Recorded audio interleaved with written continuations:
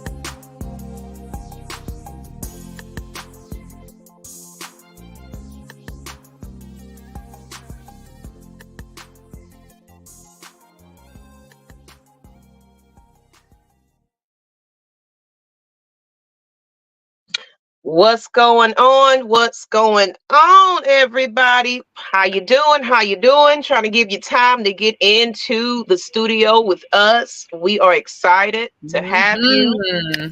Oh, what's going on, Miss Kai? Miss Kai, how are you today? Girl, chilling. Can't sit up in that chair today. This body is sore, but I'm good though. I'm good, you know. Okay, man. Why are we sore today? You know, what's been going on with you today? Let's do a little check-in. Let's see. Between the ripping and the running and I had to put a pause on even working out, you know, just my regular, because I'm like, I'm so sore. But you know, this stress and ripping and running, I can feel it. It catches me in my back. It just make my body sore. And I'm like, Yeah. It's time to no. Sit it down. Yeah, I gotta take care of myself. Yeah. You know what I'm saying? God said, sit it on down, ma'am. Sit it on down. It's important. It's most important. You got your cup. I got my cup. Las Vegas, guys. I got this one when we went out to Las Vegas. It's really nice. But anyway, I like that. What kind of mug you got? What's that on your mug? It's just a mug with patterns. It's nothing special or fancy. That's cute. Got so many mugs in the house. I just grabbed the quickest one because I knew we was going to have to take a couple of sips on these topics today. Hey, what's going on, Mike Sports? Hey, Mike. How you doing, sir? How you doing? Share this out. Let everybody know we're here. Of course, we're still getting everybody used to us being back on. So I don't expect a lot of people in the audience, but y'all know we're here eventually. So share it out to all your people, the people that's in the chat right about now. Say hello. I know it's more than one. So let's go ahead and just introduce ourselves in case you may not know who we are. And who are you? We are Champagne Confessions. I am Miss Maggie T, one of the co-hosts and my, best friend now, sister, whatever you want to call her. Best friend, sister, confidant, we all of that with each other. So cussing each other out. We check each other. We one of them. One of them, and don't be bothered by it. We take it in now. We listen, but hey, it is what it is, right? It is what it is. So once again, I'm Miss Maggie T. Y'all know me from Atlanta Falcons Nation originally, but of course we talk some other deep topics on this channel. It's all about mental health, just being the better person. You know, we want to improve to be the best versions of ourselves. And it always starts with ourselves. So who's right next to me? Let me get this thing together. Girl, me. Miss Kai. Y'all know me. I love y'all. And like Miss Maggie said, Miss Maggie T, Miss Maggie, whatever y'all want to call her. Y'all know her originally from AFN. But what we got a newest show for our ladies. Of course, gentlemen is welcome all the time, but we needed to get our female panel up. So, we have the Ladybirds of AFN now. Yes, ma'am. Yes, ma'am. So us from everywhere. You're gonna see our faces doing some of everything in the community. It's gonna be so much that you got like, I'm sick of Kai and Maggie at this point. We see them too much. But what's going on? What's going on, people? Put a little love in the chat if you are here. But let's go ahead and get into this, Kai. Let's get into it. Because we got us a heck of a show ahead of us today. So get your emotions in check. Get your emotions in check. Yeah, because it's. But if you need to let it out now. I'm just please, because we're gonna have one of those for the chat in a minute that we want you to to answer. So, but let's go ahead and get into we're gonna start off with our My Mental Space motivational moment. We have these every day, every show. But it's forward to that. Let me see who else is in this chat, though. What's going on? Akira, how you doing? Hey, lady. Hey, lady. Hey, girl. How are you? Share this out, so you won't miss a thing. But get more people to watch and tune in. We're going to get this growing. We will. I'm not worried about it. But it's fine. They're going to help us, too. Right, y'all? Yes, they will. They're going to be the biggest advocates because they were the first two in the chat. So we excited. But My Mental Space motivational moment. In case you don't know anything about it, me and Kai are my mental space coaches. Mental space coaches, you know what I mean. Mental health coaches. Mental and behavioral health coaches. And we just always want to leave you with a great something to think about. And this is going to be fitting towards our topics tonight. And it's going to probably hit deep to some people, because we're going to break it down to a point. It's like, I did not realize this is what I've been dealing with. So people are going to get some reality checks tonight. Okay. Right. Okay. So let's go ahead and get that quote up, because I think it was an amazing quote. Yeah. Miss Kai, could you read that for me? I can. Okay. Hang on, guys. Cause let me catch that.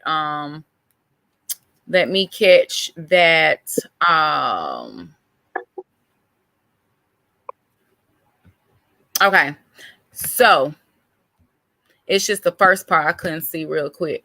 Okay. That's why I asked you to do it, because I couldn't see that top part. Me that either. live thing is in my way. The live thing is in my way. Okay, guys. Yeah. Hey, look. We don't care. We got bloopers. Y'all do too, so it don't matter.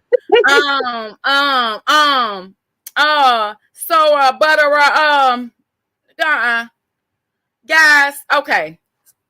I'm thinking that says, I'm just gonna peep. Let me see. Moving. Okay, I'm just gonna say getting away. I'm just gonna say moving away or getting away. I believe that was, guys. So getting away or moving away from someone you love is not an immoral thing.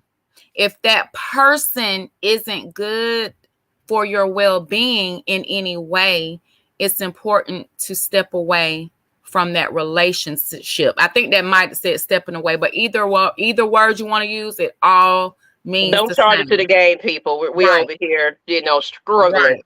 What's up, Aunt Collier? How you doing? What's going on, sir? Make sure you guys share this out. And look, it's gonna be bloopers and everything else going on this show. We don't give a damn. We don't Y'all care. love us. Y'all gonna watch. You gonna laugh.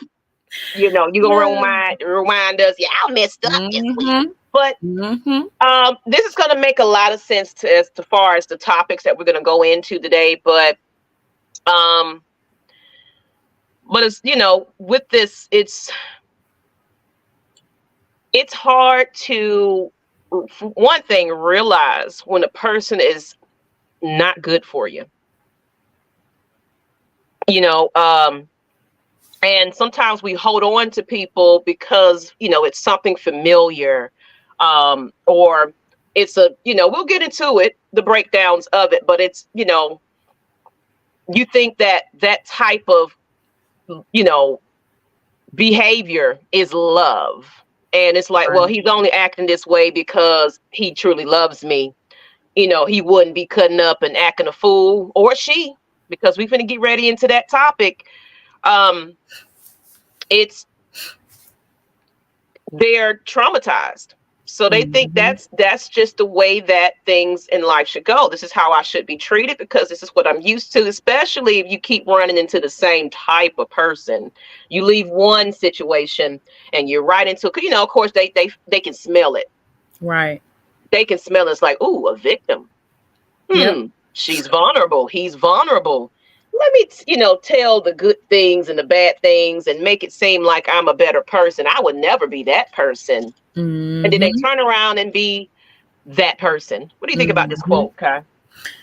Well, I've said it before, guys. We shared it in season 1. I experienced, being in an abusive relationship. And it was not good. I was young, when you meet someone in high school and come to find out that was not the love of my life, who I was supposed to be with, actually ended up being my middle school sweetheart, who I married to this day. But it was like, I could tell, I noticed a difference. And that's why we were talking about boundaries, guys, how I was looking. I mean, I felt like, I'm like, dog, and not to sound conceited, but it's like, dog, I'm a pretty girl. Why am I doing this? Why am I allowing somebody to do this to me? Because I see the deterioration in my face. Like, I don't look happy. And then you have the black eyes and you just, it's just like, oh my God. You know what I mean? And that led to, one big time, and I shared this with you, Maggie, with me having to lay my hands on you, because what you're not going to do, I've had enough. And yes, I did. I went to jail behind that. I had just had enough, And I want you to go really, really, really, really deep into that conversation. Seriously. Yeah. Because, we want to get into people actually, I want to leave that open to the fans as well. We want to hear your experiences. So with that, and I guess you don't tune in. We always have a moment and you will see our face in a moment. So we just wanted y'all to look at that quote real quick. And, let's go ahead and we're going to get deep into it. First, though, what we got to get into right now is, after we had our little motivational, now it's not really a motive, it's more uplifting.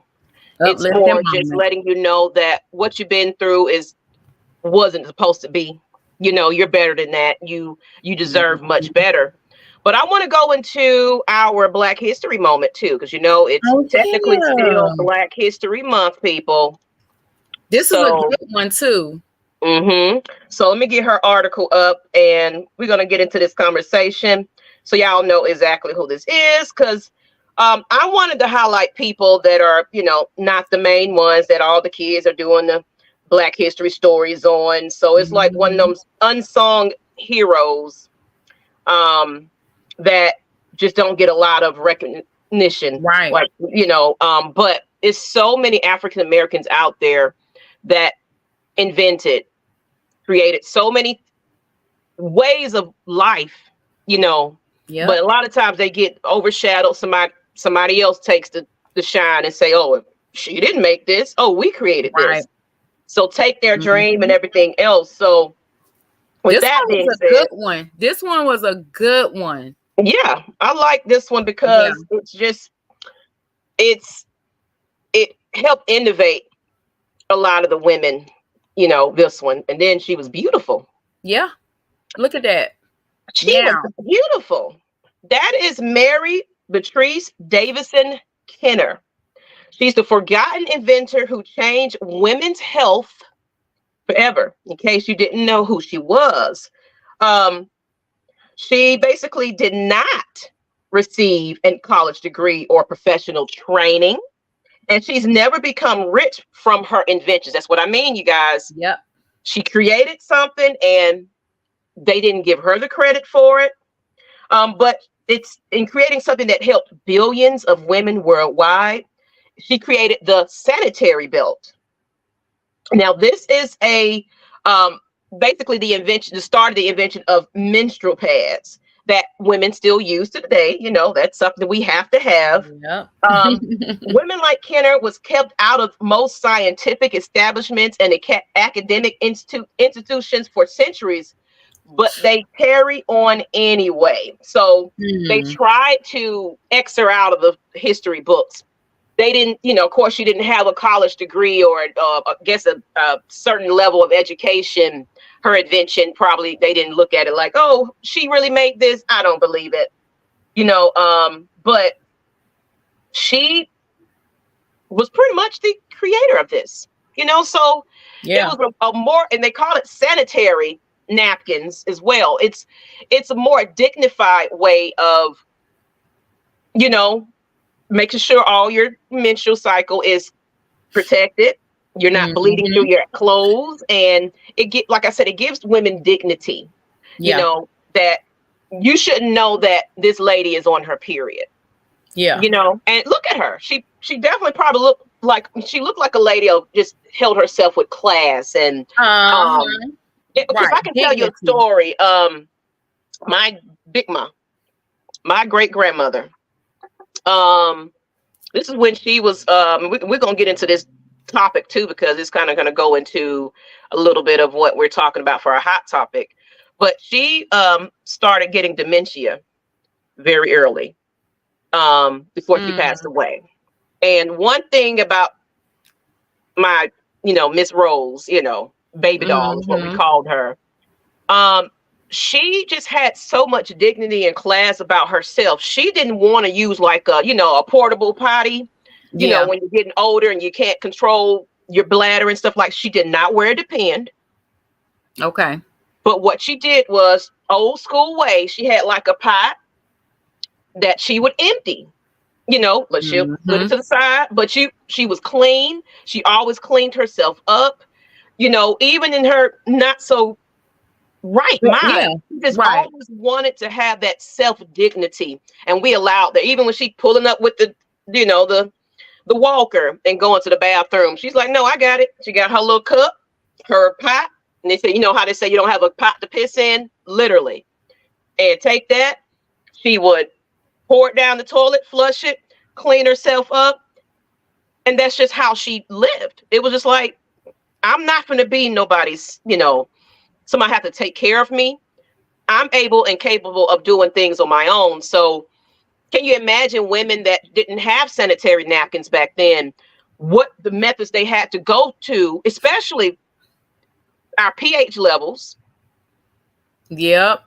Things that we have to make sure that we are aware of. At that time, I'm sure it was nothing out there scientifically or, educating women on how to really properly protect their selves to make sure that it's infection free, that type of stuff. The cramping. You got the women that have cramping and really bad hormonal.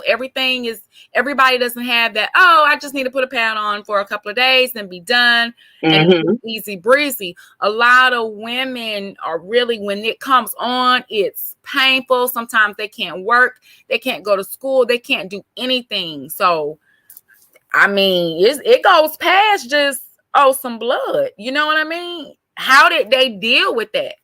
And because you got to think about it, even at a certain time, surgeries and, how we have our hysterectomies and, fibroids and this and that and the other.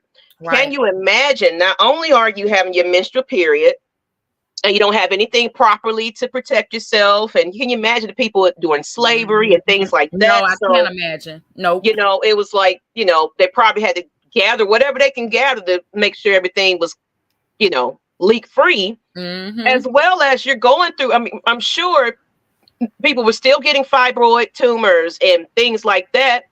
And can you imagine at this time, there was no anesthesia. There was just basically cutting up people and operating them right there in their right state of mind. So going through miscarriages, childbirth.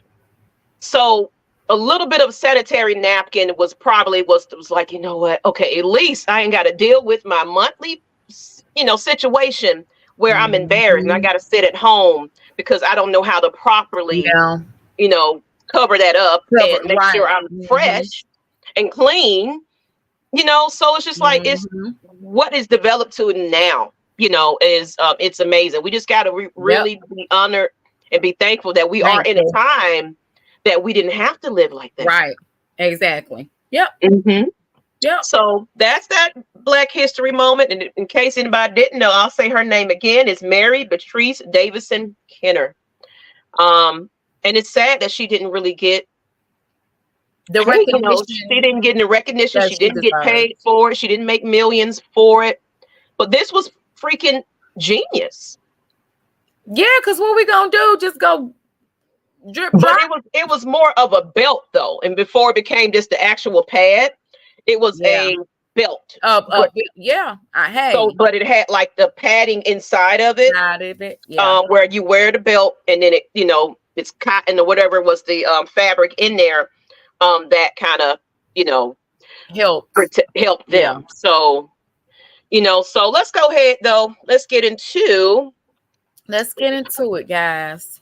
Whoa. So I had an opportunity to watch 2 episodes. Well, I'm not finished with episode 2, but let's get into our hot topic. Speaking of, how you doing? How you doing? How you doing, girl? Doing? So we really want to talk about this one because I was over there like pick that. I will. I mean, I saw it. I was just like, oh my God, I got a different perspective about this person here. Yep. Go ahead. I know. Yes. Well, I was just gonna say because with that picture, I thought that it was. I just like the colors, and then it just showed. I don't know, just strength and maybe a little. That looks like a healthy Wendy. Yeah. Even though, if you haven't watched the documentary, what Kai had introduced me to, because I didn't know if I was going to watch it, but I knew we was going to talk about it tonight. So I was like, you know what? Let me tune in versus watching articles and stuff that media puts out there. Because they're out to hurt people. They're out to, paint people in a different light. She wanted to put her story out there, but the topic tonight is, the hot topic is Wendy Williams. Of course, she made a biopic about her life. And then this recent news here is that Wendy Williams' son, Kevin Hunter Jr., reveals mom's dementia is alcohol induced. So I watched the documentary. She kind of watched more than I did. I only got to catch episode. You just went through 2 or half? Well, I'm almost finished with 2. I'm almost finished with 2. It's 4 parts. I watched all of it. But I highly recommend, of course, if you care, you care. You don't, it's okay. But I highly recommend that you kind of watch it because not for the sake of just, people got mixed opinions about Wendy, but the fact that dementia is, is something that people will be diagnosed with. Not everybody, but just starting to see these early signs of it and just her behavior and her characteristics and things like that, her forgetfulness. It's a different side of Wendy that I was like. Exactly. That's why I told you to watch it. I was like, you got to watch this. Bump the articles. You need to watch it. I was not I was not expecting that. And it's like you feel so sorry for her. Because now they're saying that now they're thinking maybe they shouldn't have recorded this, because in the recording you can tell that she's not all together. Mm-hmm. So it's like, what part of her story is from memory, or what part, we don't know. So it gets better. That's why you have to keep watching. I don't want to tell too much. I'm trying to just, for me, now my grandma used to love Wendy. I told her I'm a kid up Wendy and have you be one of her co-hosts, because you know everybody business. You on top of it, and she will love you, okay? But with watching that documentary, I'm not gonna lie, and like you said, people have their opinions, whatever, but I have mine. I'm entitled. I feel how I feel, regardless of what somebody else may feel. But when I watched that, I just fell in love with the person that she is. Like I said, it gets better. The documentary, right? Okay. Even through some of the parts, people were like, "Oh my God, why?" I still, it made sense though. So it's like we talked about it. We talked about it earlier. She's very transparent. Yeah. The people that are around her in New York, because of course I didn't see the rest of it, but the point I got to, she was in New York. She has a lot of yes men around her. A lot of yes. Yep. And they went into a guardianship where she doesn't have access to her money. And they was basically saying that she was doing a lot better when she went to stay with her son and family in Miami. But Wells Fargo decided she's not managing her money right. I think she needs a legal guardianship through the state. And her son was stealing. Quote, remember they tried to say he was taking the money, and he even said you haven't heard the whole story. So it's like, I'm going to watch the rest of this episode, but yep. So with the guardianship, I don't like the fact that they appoint a guardian who's a stranger to make over trustworthy family members to make decisions and tell them, what's right for them. They just overlook, especially when her son, Kevin Jr., was obviously had her best interest. He's a vegan, and I'm not saying vegans just because he's a vegan he's the best. You can tell how he talks, his mannerisms, right? Even her nephew, her sister's son, the nephew, you can tell they're all close and that they have the best interest. She was, because they showed footage of when she was living with him, how she was eating, she was healthy, she wasn't, and then all of a sudden, wasn't drinking. Right. She wasn't drinking. Things took a turn when that guardianship came to play and they stripped her son from it. And it was so hurtful. But what I'm going to say about that though, because there was points and times where Wendy didn't realize where she was, who she, what was going on. So I felt like maybe somewhere in some place, because remember she pushed her son away because she did, she did have that where it was like he wasn't trying to be an enabler for her. And she's, they said that it was like Wendy will push people away that won't let her get her bottle. Things like that. So I feel like, because he basically was like, she just said, get out. I don't want you here anymore in the courtroom. So I think Wendy herself, not in her right mind, she was just overly emotional, maybe drinking. And she might have said something out of her mouth. It was like, wait, are you protected? So we don't know all the story. All we know is what Wendy is saying. All we know is what the family is saying. But we don't know the true reason. The reason why she got that guardianship placed on her. And I look at it like this with like my oldest baby. Thank goodness I haven't had to go to that extent, but she went through a spell where she blacked out completely. Mm-hmm. And she was in the hospital and she told them, I don't feel safe at home. I don't want to go home.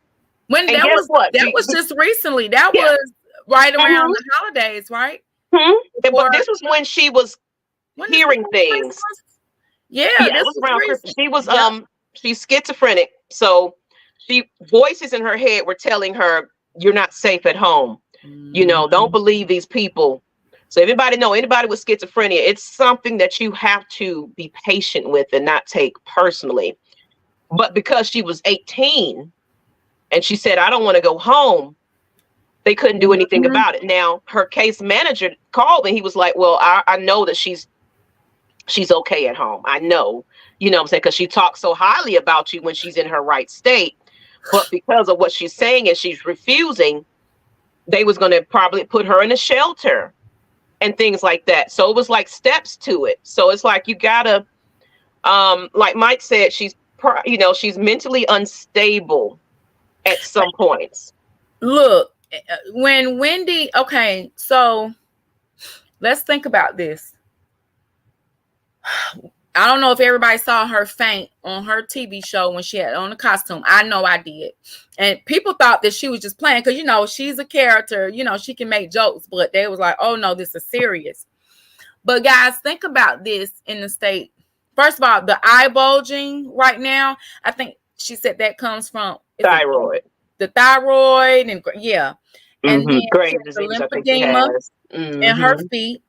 Now, all this is going on at around the same time. Her son left for college, for school. Mom passed away.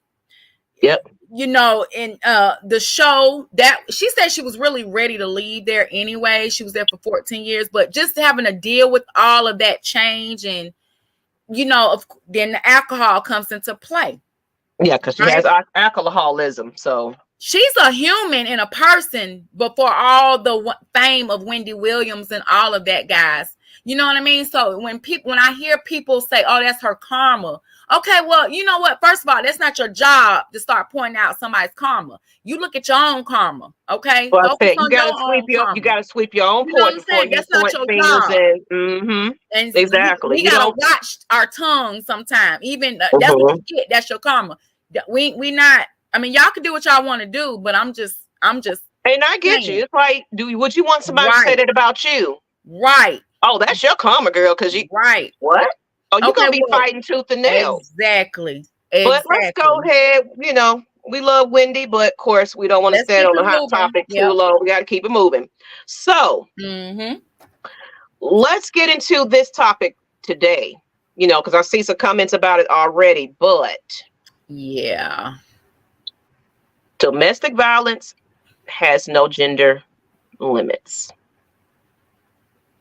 And what do we mean about that is, okay, audience, you know, and I seen it right. I seen this one too. Let's talk. Who is the most dominant gender, sexual orientation? Who do you think, you know, are abused more in domestic violence situations? Is it women? Do you believe that men get abused? I'm asking me and her did our research, but I want to see what the chat says. I see Mike said he's never been in the physical part, but verbal. Okay. And that is a form. Paula Berlinski said lesbian relationships are statistically the most violent. Now, what you think about that one? I can definitely agree with that.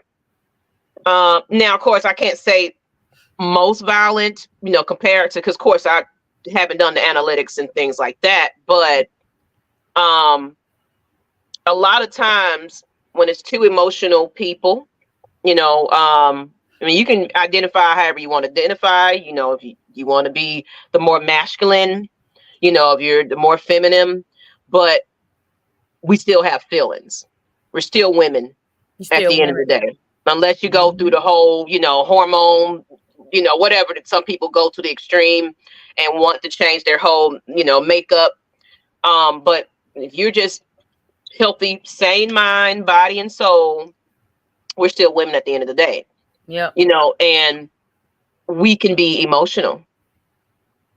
We can be overly, they say sometimes lesbian relationships goes fast. It starts quick. It's like, I wondered that myself, just by having family members, being in their household and them being two women.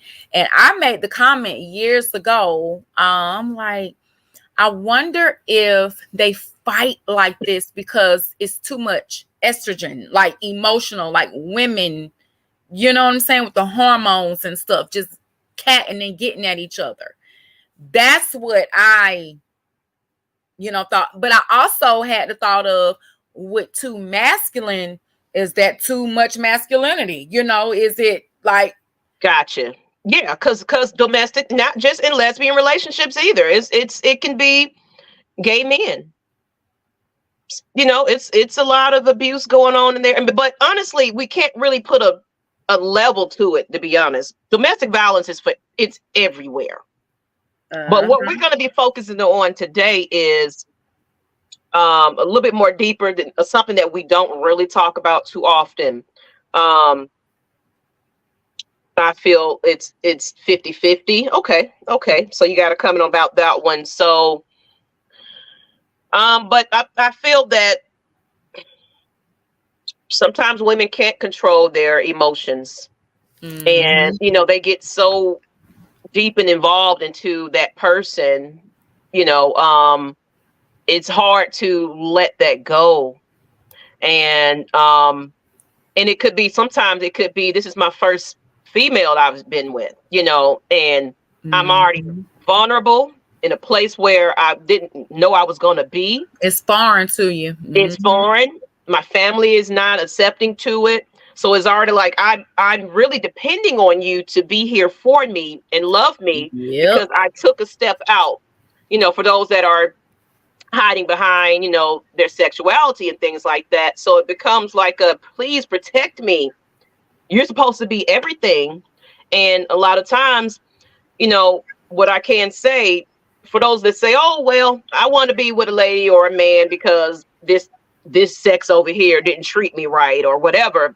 What makes you think it's going to be the same over there? What makes you say it's going to be any better over there? And that's where they come into it. It's like, oh, I'm just doing this because men did me wrong. They dogged me. So I think that's where I want to go. You can't go into those situations like that, not really being true to yourself. If you're just playing these games and you get this person to fall in love with you, obsessed with you, not mentally stable, this is where the domestic violence come in at. It's just like, that happened in my situation. Oh, you played me. Oh, now you want to go back over here and mess with men. But that was with a man, because I feel like a lot of times these men are seeming really emotional. Look at they're killing the girlfriends and the wives. There you go. So like I said, we can't put a pinpoint on. It's just women. It's everybody at this point in state, So we're gonna get into a little bit of what we're talking about, though. Like it's deep. So domestic violence. Okay. Did she fall off, y'all? I did. I think she fell off. Are domestic you back? Yeah, I'm back. Domestic violence does not have a gender. And what we're talking about today is, okay, there you go, abuse against men. It happens. It happens a lot. Women are abusers too. So that's kind of what we wanted to focus on, the dark side. So what's deeper than J-Rock? What's deeper? Definitely put your opinions in the chat. What's deeper? I mean, it definitely could be. Of course, we can't speak on the behalf of everybody's situation. We can only give a summary. But everybody's situation is completely different, as to why domestic violence happened. This, trauma that happened to the person that's being the abuser. You know, that's what they grew up to in the household. So we can really go really deep into it, but we didn't want to just focus just on lesbian relationships just like that, you know. So because we don't want to single anybody out. It happens to everybody. But as far as males, one thing, they're embarrassed of putting it out there or even speaking up about it. So it's not being reported as it should. So the numbers aren't gonna reflect it because there's not a lot of men that's willing to speak out against somebody that's abusing them. And then let's see some of the comments. Look, people, where God is absent, pain and suffering will occur. Yep, it could be back into how the eyes, you know, how they were raised. How they were raised. Okay. So yeah, I'm saying it goes into how they were raised. I'm saying it's so many things, you know, where God is absent, pain and suffering will occur. And then who's to say that God is not present in that situation as well? So we can't even be judgmental to that situation. Yeah. You know, it might be God is in that person's life. Maybe the person they're involved in is not heavily religious and things like that. So we really can't even say God is not in that situation either.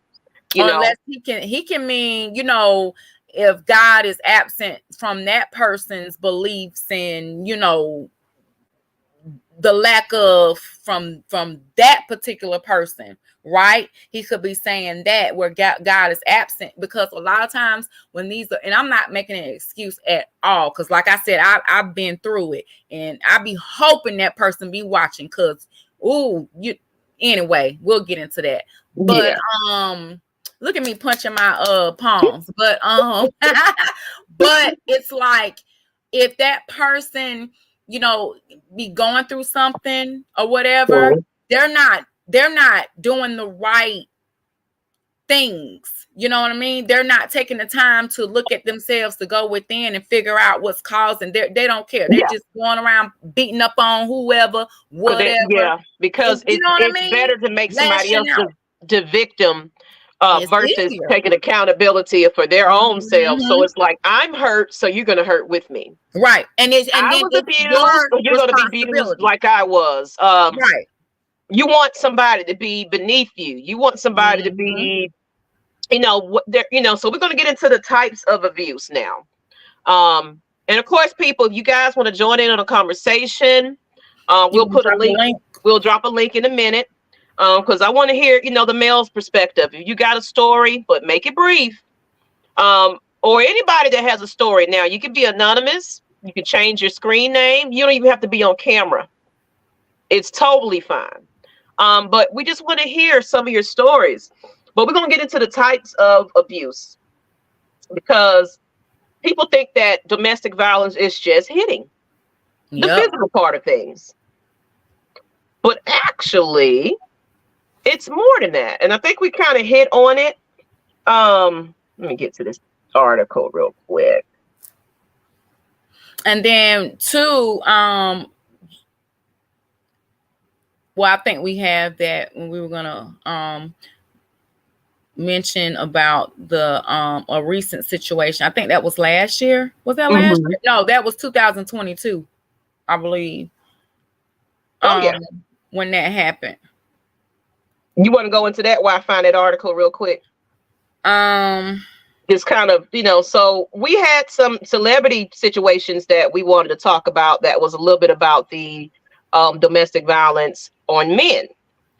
So if anybody remember the story of, where is it? She's an Instagram or TikTok personnel, or she was, because she's locked up now. She was, right. She in jail, folks. Years.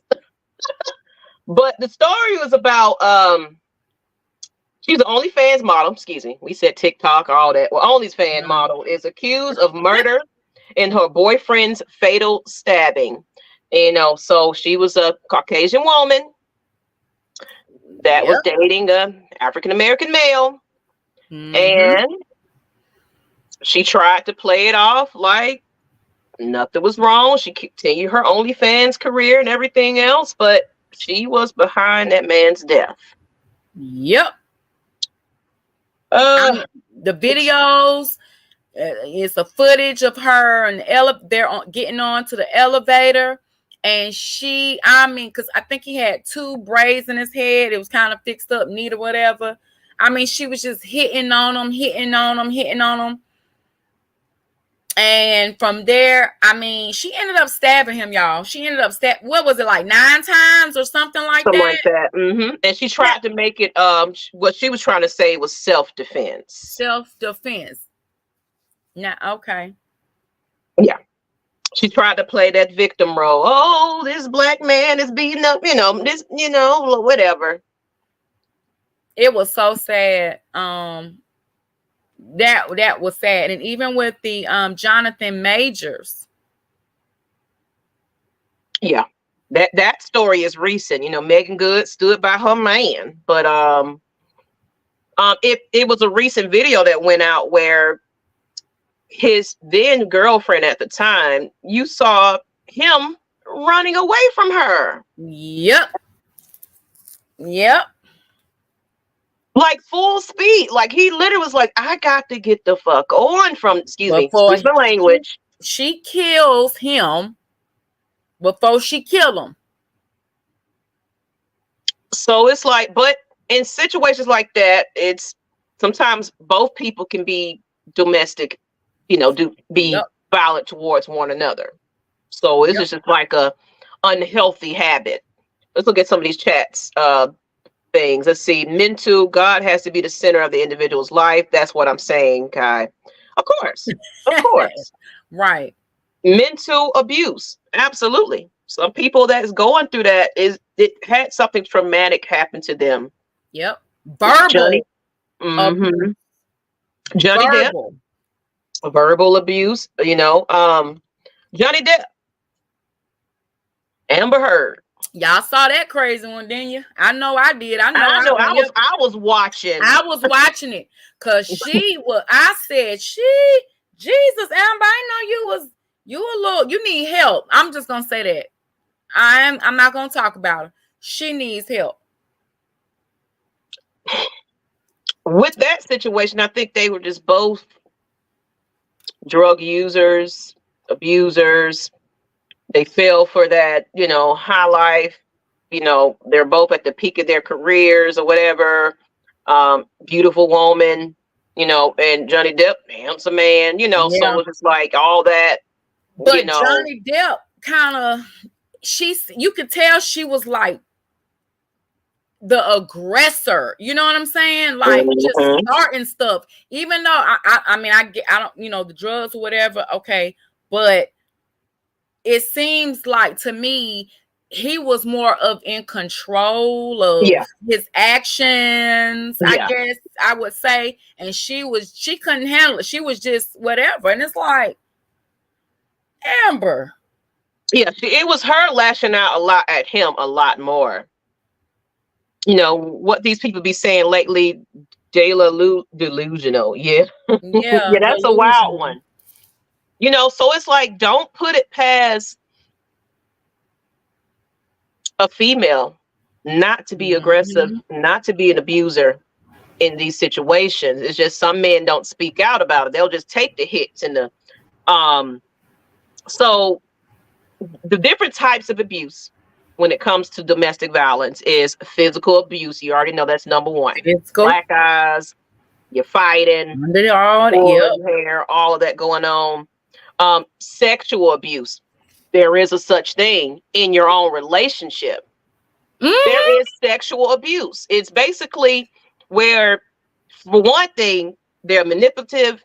They make you feel lower than low, so you don't have no type of self-esteem. Your self-esteem is low. They make you feel like nobody wants you. Your family doesn't want you, so you get isolated. You push people away. And then it's like, now you don't feel beautiful. Now you don't feel good enough. Now you don't feel like you're worth anything. So right. How can you imagine being sexual with this person that's making you feel lower than low, but it's like, shit, you with me, so you got to give it to me. Anyway.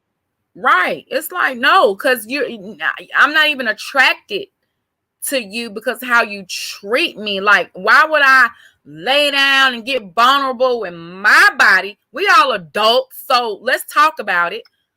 And you treat, again, women, you connect to us emotionally and whatever. So you done already took that out, and then you want me to physically be able to be attracted, be in a mental state where I'm even turned on to you.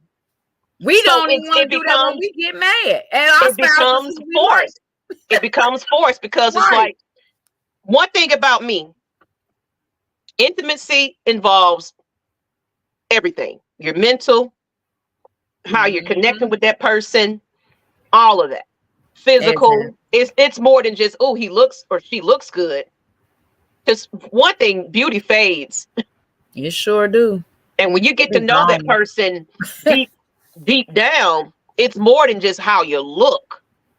It's about that spiritual energy, the emotional support. It's all of that involved in that. Intimacy starts from just a hello and make me feel, better.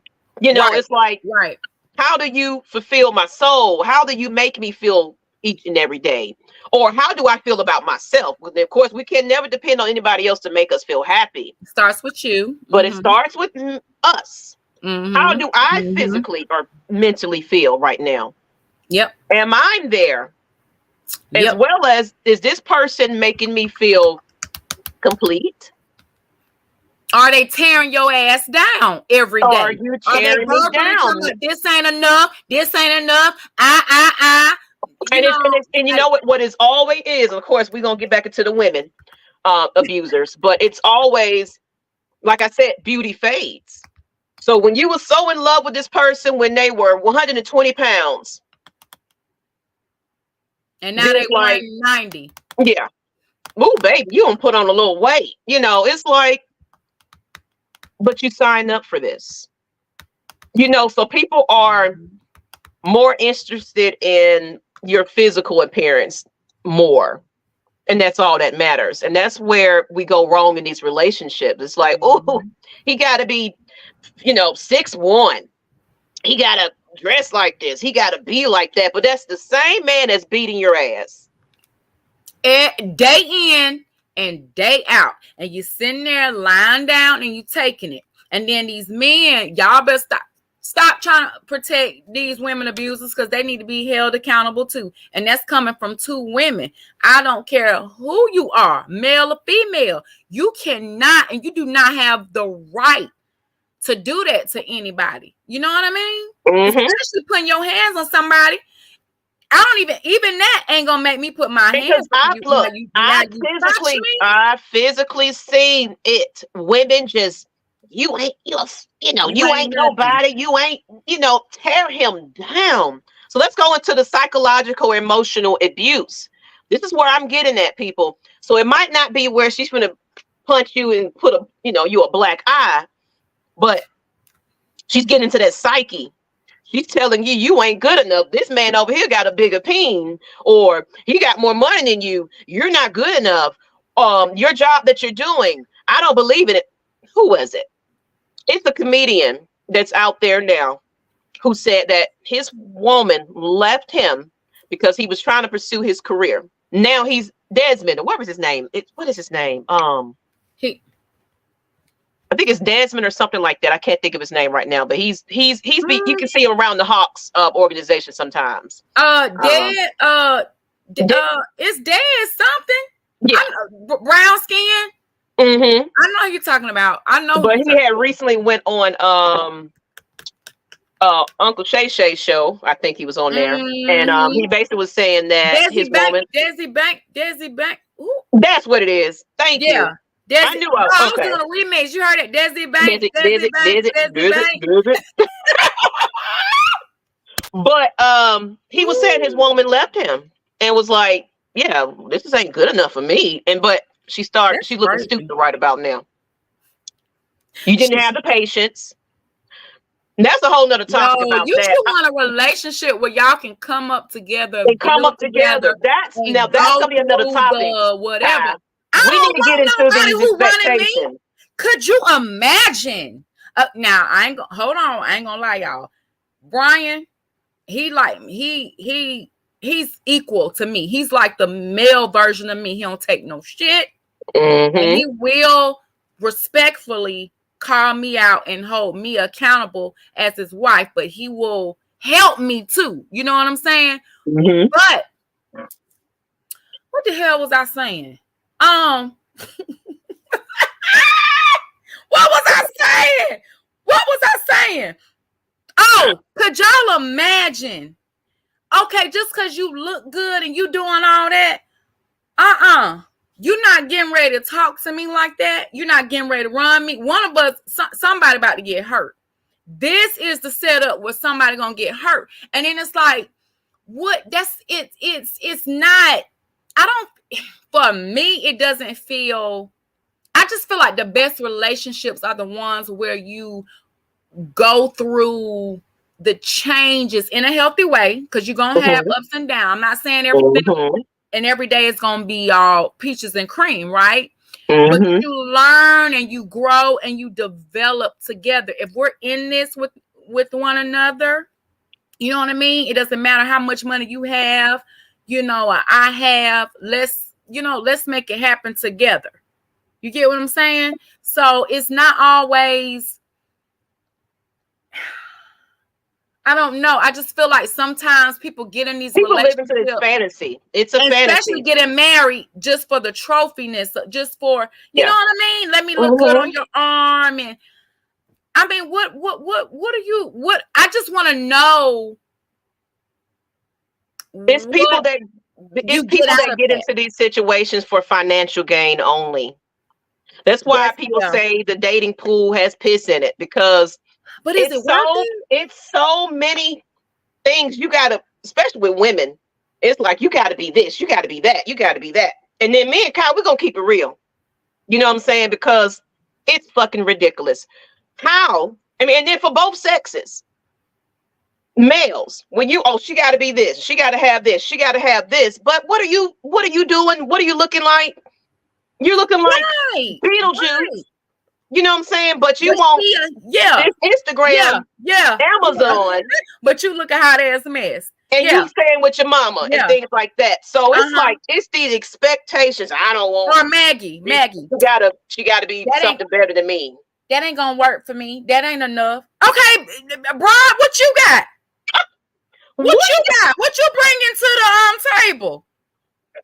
I don't want no broke man, but you can't even hold $1. You ain't got no black card. Well, hell, you don't either. The hell you talking about? I don't want to go to Red Lobster. I need to go to. Can you even go to Red Lobster, man? You want to go to that restaurant? Can you afford it? No. Okay, well, shit, I can't either. Now, next. It said, yep, women try to change men, but it's up to the guy that wants to change. Dia. It says, Kai or on her juvenile shit again. You ain't got this, huh? You want to come up and mess with me, huh? You trying to ask for my black card, huh? You ain't got one, We just keeping it 100 over here, because it's like women. Men, I know we don't win all off topic, because you know when me and Kai start talking, we just go all over the place. So you know what, y'all, we ain't. I don't think we gonna set up topics no more. We just gonna go with the damn flow at Tuesday nights at 8:30 p.m. But so let's get back to the different types: financial or material abuse. That's a no one. That's a one I really haven't heard about, But that goes back to what you were just saying, what we were just talking about with the material stuff, the cars, the credit cards, and having this. Like, shut the hell up, man. Go find you somebody that's going, Or the ones that, like you said, they go into it with these high expectations. This person needs to take care of me, but you ain't put a $1 into a savings account. You can't depend on nothing else but that person. And guess what? Now they got the power over you because you can't do nothing. They don't manipulate you. They don't push you away from your family and friends. And you're stuck with it. I'm stuck because he's my financial person. It's time, people, that we need to start being realistic. Stop trying to depend on people. My auntie that passed away always said, baby, don't you ever. That's why it's hard for me to even accept any type of help. I will go down to my last before I sit there and reach out to somebody, because I've been taught that you need to make sure you got your own first. Make sure you can take care of you. Make sure you can take care of your kids. And I will make whatever I got to do to sacrifice to make sure they eating. If I got to go without a meal and lights and things like that, I will do that before I ask anybody else. Yep. That's just me. So it's like, I don't know what happened, but something hasn't been instilled in any of these people that you need to make it first before you say, oh, well, he has to be this, she has to be that. What are you doing? But some of them begging. I even try to make sure they a broke ass person because they don't have it. I mean, I look out for myself even being married. I've always, because what if something happens? I can't, I'm not saying I'm keeping secrets and I got a different life. It's just, what am I bringing to the table? Am I able to do this on my own? On your own. Mm-hmm. Or even going out, finding the resources on my own, something. You know what I mean? It's like you cannot. It was like my marriage. It was like my marriage. It was basically, it was barely support. It was one of those, I got to ask you to help. When it should be thank you. Automatic. Well, that should be automatic. And she back. I'm back. So I had to figure it out on my own. I had to figure out on my own. It was like, well, you're no help. So what are you here for? But it was me in that psychological state that it was like, I see potential in him. I love him. I want to uplift you. I was encouraging him to do things, and he just shut everything down.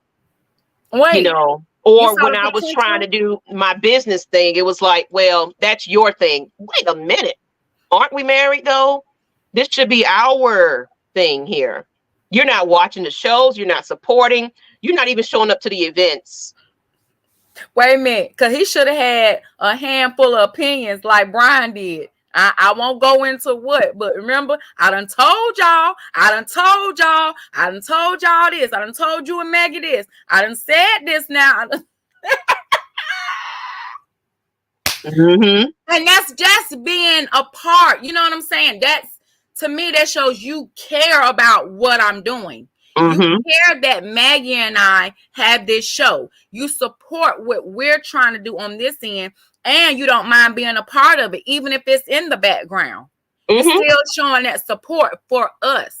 You know what I'm saying? Like, even if you're not, right there directly, but it's like, so how's it going? You asking for feedback. You okay, great. You got 2 sales today.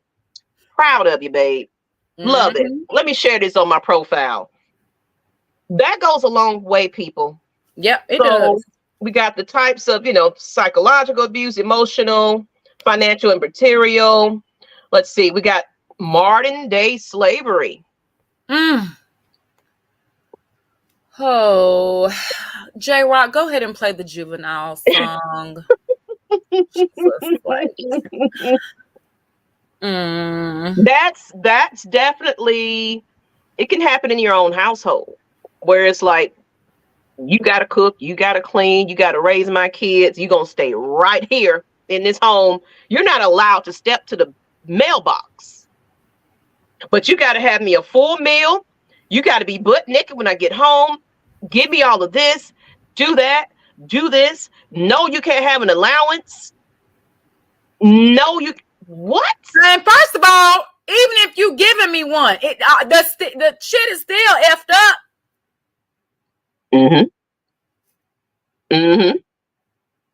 So what we're gonna do is, if anybody's out there, we're gonna drop the link because drop that link because I'm ready. You know, me and Kyle went in a little bit.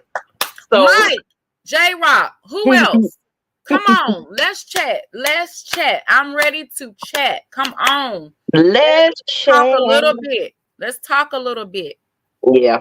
Let's go ahead and get these folks in here. Because, yeah, this is, you know, me and Kai can go in all day long, but we want to give the audience, and I want to hear. So the question to the audience, I'm going to bring that topic up. Here you go. There we go. Click on the link. Join the conversation. We will appreciate you. Come on in the room. Yep. Jesus is my doctor, and I don't know that word. I don't know that part. So I'm a hush. So who else done coming? Who else coming? So, come on, y'all. The chat question is: come on in here. Come on in here. Have you ever experienced domestic violence? Now you don't heard some of the different types of abuse. It's more than just physical abuse. Now that you can ponder on that just a little bit, have you experienced domestic violence? Well, domestic abuse. You know, it's more than just domestic violence. All right, we got a runner-up, right? You got a runner-up. We got a runner-up. Hey, Mike. Come on, contestant number 2. I'm just playing. Come on, Mike. Let us know. You know, do you have, you know, whoa. Have you ever experienced this before? What? Yes, I have. Okay, we want to hear your story. Let's hear it. Well,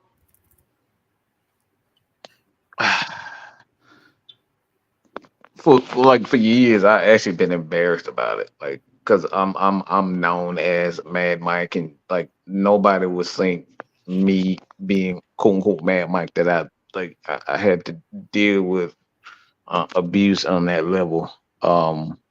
Like for me, I don't deal with women that are stupid. All right, I'm just gonna say I just don't deal with stupid women. I just don't deal with it. Like you have to have, and I'm not just I don't mean just book smarts or anything. Like I'm just like you just have to have a sound mind. Like you Common sense. Yeah, you just don't have common sense. You don't do the right things. Like you don't work towards something. You don't believe in God's. Like I don't do stupid. But you know, it's like all the women that I've ever dealt with have been intelligent, and they work towards goals. So with that, that's a kind of a double-edged sword because most women that I deal with, they know themselves for the most part, and you know, I've gotten called.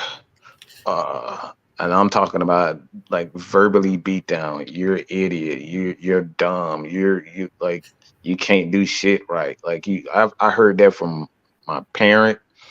I've heard that from quite a few women, to be honest.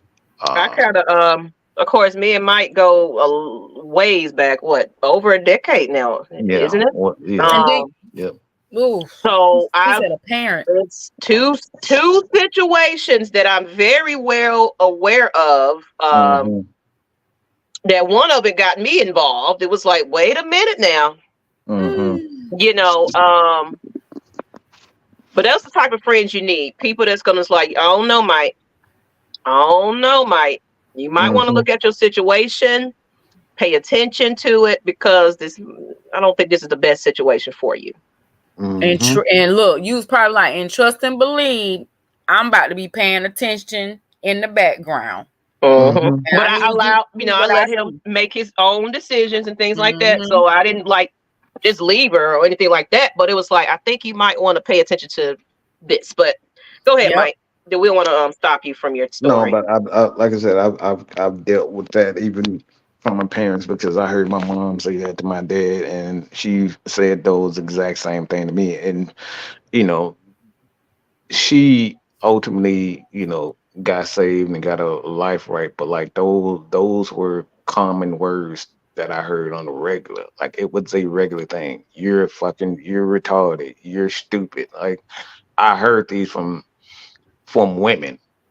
So like for me, that's where me personally, um, and from a person that has been, like I said, that's one thing I don't do is that physical violence from for Yeah. myself or just to watch it. Like I don't do that at all.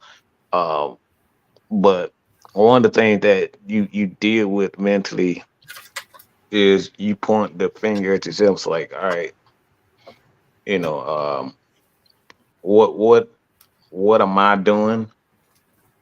Yeah, you Am I start questioning really? You yourself. start questioning yourself. You Yeah. start like, look, maybe I did. Maybe I am stupid. Maybe I am this and maybe that. Mm-hmm. So those things Hmm. do go through your head. They go through your mind. And a lot of time it's not the person that is hurting you. It's the words that they're saying. It's the words and the lack of appreciation for the simplest things. Like you doing things from your heart and you really trying to get this person to understand. Like, look, I am trying. I'm not there yet, but I am trying. And that person continues to call you stupid, continues to do this and say these types of things. So it like I said, people just be real careful about what you say to people, man. Like words can really destroy people. It like you can it really can. So I think that for me, that was a struggle for me listening to those things from people, that's supposed to be your support system. That Mhm. kills you. That literally kills you faster than any physical violence. Me Yeah, personally, I it's when think. it's that person you Yeah. feel that for one thing, we're Yeah. gonna go ahead and bring J Rock in too. Hmm. Um, AJ. it's What's it's going on? it's when you're you in love with somebody, then when you establish that relationship with them, they especially if you're living together, etc. You've known each other for quite some time now, so you guys know your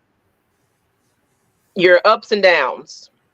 You know my vulnerable states. You know when I'm not feeling good. You've been there through everything. You've heard my Mhm. deepest secrets, deepest dark thoughts. You went through my mental health episodes, etc.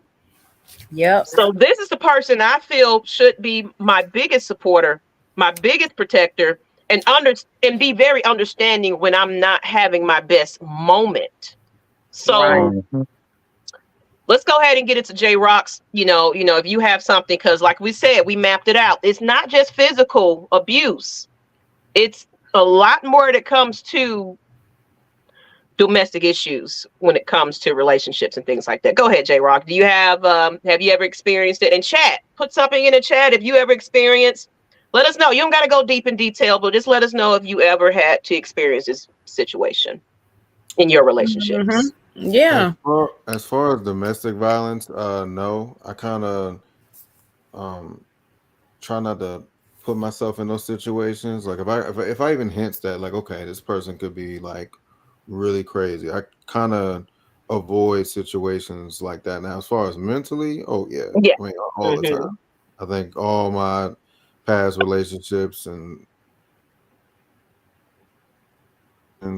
yeah, I mean I've been mentally abused for sure. That's something that had to like I want to say it started. I mean, of course, at a young age, of course, but overall, as you get older, you kind of like, okay, I've been through this already. It's different ways of like mental abuse. Like it's all different kinds. It's just like that's how much can you take, and then if you had it happen to you before, you kind of like you've been through it. You already know what to expect. So Hmm. now you kind of try to avoid it. So this is where I'm at my age. Is like I try to like avoid stuff. So I don't really, really get into like the whole drama and all that. I kind of just like, look, Like I'm gonna just quietly leave. Let me ask y'all a question. With the mental abuse, I feel like that's where the world is. Like mentally abusing one another. Mm-hmm. Yeah, you can't really get away from it. That's just Like, a thing. Especially now. Yeah, especially now. It's more like you said. Men are starting to get a little bit more emotional. Mm-hmm. And then now this social media is making them be bigger than they, they can react a certain way, they can do a certain thing, and they don't think that nobody's gonna come after them about it, so I call them keyboard warriors. So it's just like they get so, I don't know what it is, but I'm not just saying men, but it's a lot of people out there that it just really just something socially is happening with It's people. not, it's lacking. And guess what? The adults that are, passing this kind of behavior down to the kids, guess what, y'all? They're growing up, gonna be even into adults. And it's just a repeated pattern. I don't know if I'm getting off topic when what I'm about to say. There are times where people do try to make it known on social media, like this is what they're going to do. Like they're trying to seek for attention. Yeah. Oh, Have we ever thought about that? Nobody's really paying attention that's around them, like that's circle, what it is. That's what it is. Yeah. No, that's a great point. So it's like absolutely. It's you don't have that, and that's where it steers from what I was just saying. Like in my marriage, it was like I didn't have that emotional support. I pretty much felt alone in my relationship. So I pretty much entertained all my friends and things like that came into my life because it's like I didn't have that right next to me. So now I'm not saying I was a social media, like he said, some people do react and do certain things for the attention because there's a lack of it. Right. But he's right though. People want that ungenuine, reactions. They want to put up something funny. They want to show their ass or whatever they're going to do to get that attention. Always in the camera, want to look good and all this kind of stuff. But there's a mask right in front of you. This person is not really happy. So haven't we all done that? I definitely you and I, Maggie, done put on a mask. And yeah. So it's like, and I can definitely say that. It's like I've posted things, I've done things, and oh, I like this reaction. Oh, look at me, 30 likes, whatever. And it makes me feel like, oh, I guess I still got it, that type of thing. So it is because they're not getting that attention at home. So they become these Instagram people, these false narratives of who they really are, fake friends, they're yes people. They got some type of money. All of a sudden now I'm hanging out with these type of people. And then these people aren't the best people in your life. But because you want to live a certain lifestyle, because you want to look the part, people are like, oh, shoot, she's doing her thing. But you over there almost cutting yourself at home because you're depressed. It's a really a deep, dark secret of what, so that's why you're surprised when these people commit suicide. It's like, she just was so happy. She was a beauty pageant. She was this, she was that. He was this. Going on behind closed doors. He's a comedian. He's so funny. What happened? But it's because they're really sad inside. And you have people that have already made their minds up, and that's making them feel happy because they made the choice that, okay, on this day at this time, because what I'm going to do, I'm not going to have to deal with any of this anymore. And I had a friend that do that, commit suicide, and everybody went, but he had gotten better. He started to smile and whatever. And I'm like, you got to be careful. Not really sure, but I know a lot of times that's what will happen because they've already made their mind up. Yeah, somebody that's truly, really, seriously contemplating it. They have a plan, and that's unfortunate. It's gonna be where you know, like I said, it's going to be little things that now they might reach out one last time, you know, or whatever.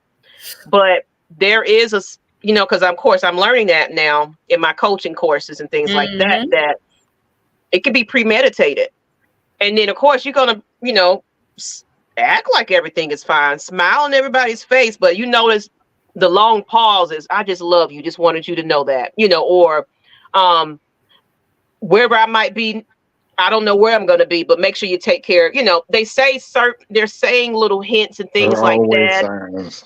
You know, it's always some type of, you know, sign. It's like, you just got to pay attention. You got to pay attention. It's like, you know, you don't want to, you know, draw their attention to that one thing, but it's just like, you know what? You okay though? You know, everything all right? You know, I haven't heard from you, you know, so you kind of, you don't want to directly say, who that comment sounded suicidal, but you kind of just, hey friend, you know, you all right though? You know, I know I haven't talked to you in a minute. We got to start reaching out to people. Yeah, you do. You know what, for me, so that I won't go like what I did with you plenty of times, Maggie, so I won't just withdraw. You about to get this text message. It might sound like I'm lashing out, but you know my mind frame. You know, hey, I'm communicating with this. All I got for you right now, so that I won't withdraw. And you know what? I'm glad she said that. I'm gonna let you go, J-Rock, but I'm glad she said that because me and Kai have been at each other's rock lately. And it's like no judgment. Like, I know when Kai is not having her best moments, and I just allow her to speak. Say it. I ain't got nothing to say. I want you to get it all out. And if anybody knows anybody that suffers from anxiety and depression and things like that, I remember when Mike and all y'all remember that, I was very hyperactive. And I was texting and talking very fast. And so it comes out like that. So it's like, that's that release. It's like, I got all this in my head. I got to get it out. So it's like when Kai comes to me with texts and things like that, it's like, I just let her go because it's like, I understand it because I was just there and shit. I'm still there half the time. I'm just controlling it a little bit better, even though I haven't seen my therapist in almost a month now. She's having surgery or something. So, you know, if I'm a ticking time bomb, just letting y'all know there's a reason why. But make sure you at least send me a text or something. I don't care. Don't worry about it. She'll just take it out on me. Don't worry about it. Mike still call me out because he's like, I haven't heard from you. All this kind of stuff. Oh, like, no. Yeah. She knows not to go 2 days without being. I won't allow it. You know, so. You know, I know J-Rock, all y'all be reaching out to me, man. Life is life. Oh, she do that, y'all. She don't do that to me. She's not gonna do it to me. I don't do it to you too, Mike. That's why you call me. I ain't heard from you. I ain't. Again, she will not go a whole day without conversation with me. It won't happen. She knows. She know it. You'll see my Facebook post. You know I'm alive. Mm-hmm. And I'm talking to all y'all because all y'all got my telephone number. Okay, because I don't want to hear no excuse. Everybody need to reach out to somebody when something going down. I don't reach out and touch me. Seriously, and I got everybody's number. So if you get a crazy text, put it like this with me. Here she go. Put it like this with me. I've known everybody on this panel for a while, so I got the patience. So eventually, y'all gonna reach out to me. So I just be patient. I just be sitting back, handling my business. I just go, all right, they'll reach out. I know they will. So I'm just chilling. Yeah. I think everybody kind of know my pattern now. It's like, yeah. And then for one thing, it's like my memory too has been kind of. I'll forget stuff. I have to write stuff down. So if you send me a text, I'm not gonna say what that is, but I'm gonna leave. I'm gonna leave that. It ain't the weed, Mike. Don't even. I didn't say that. I didn't say that because the weed. I got the weed too. So that ain't what I'm talking about. He's like, that ain't the problem. That ain't the problem right there. I know what it is, but I'm not gonna embarrass her on the show right now. What is it, Mike? Since you want to nothing at all. Nothing at all. What is it? It's a word. It's a word that you always use for me. But I'm not gonna do that to you. Okay. I'm gonna be nice. But I do forget sometimes. My mother, I love her, but she developed this when she was younger. The older she's getting, the more she's very forgetful. I feel like I'm getting to that point too at times where it's like somebody will tell me something, like literally, I'll have something, we'll talk about it, plan it and everything. Oh yeah, I'll be there. And then next week I'm like, what, huh? We talked about that. So my therapist said I probably need to go see a neurologist. But if I don't write it down, if you text me earlier that day and I might have glanced at it, I forgot to message you back. It's getting to that point where, no excuse, but I shut up, Mike. Mike, if you're going to be doing all that, you might as well go ahead and say what you got to say. We don't hold back here. We do not hold back here. We don't, but not saying that's me all the time, but I did notice that I have to write things down. I have to set reminders. I have to do that. Of course, it's me just getting older as well. Oh, I write everything down. I know I'll forget it. I know I'll forget it. Especially now. I was telling Maggie when we was preparing for the show, I'm like, look, my body ache. That's why I can't sit in that chair because of the stress and trying to keep up with this and this and that. Right before the show, had a Zoom call with the boys, travel team and stuff. And I'm like, here we go. You know what I'm saying? Just trying to prepare to do this round again over the summer with traveling on top of everything else. You know what I'm saying? So we've had to print out the schedules, post it up, do the calendar, make sure. Oh, luckily, I have not had to talk to my kids about doing what they're supposed to do. I don't know what's happened, but I'm like, oh, you doing on your own? Oh, whatever. So that helps out a lot. But it's just been a lot that you have to keep up with. I tend to forget stuff with the breakdowns, like, just the trauma, just a lot. And it's like, oh, like I told you, I showed up at my mother-in-law house this past 4th of July. I knew she was cooking, but I showed up to her house on the wrong day. Like, walked through the door, like, where's everybody? But I had just come out of a weekend of really trying to gather my thoughts and get my mind together. And I was like, oh my God. And I just cried because I'm like, I'm just, you know what I mean? So I know that can cause that to happen with memory loss too, Yeah. So a lot. And that's what I mean. So it's like, I mean, honestly, Mike, you'll tell me something. You don't send me some videos. You don't, It's not that I'm, purposely doing that. It's just like, I do have to set a reminder for myself. So, but let's go ahead and get into how to get out of domestic violence situations or abusive relationships. We'll say it like that. I said, escaping domestic violence and abuse isn't easy. We all know it. It's not. But you deserve to live free of fear. And here's some ways that you can safely leave an abusive relationship. If you are in an abusive relationship, first you got to know, if you are being abused. Remember, you are not to blame for being battered or mistreated. You are not the cause of your partner's abusive behavior. You deserve to be treated with respect. Your children deserve a safe and happy life, and you are not alone. There are people waiting to help. So making the decision to leave in an abusive relationship can be scary, for one thing, because some people threaten you. If you leave me, I'm going to kill you. Things like that. So sign that your abuser is not going to change. They minimize the abuse or deny how serious it really was.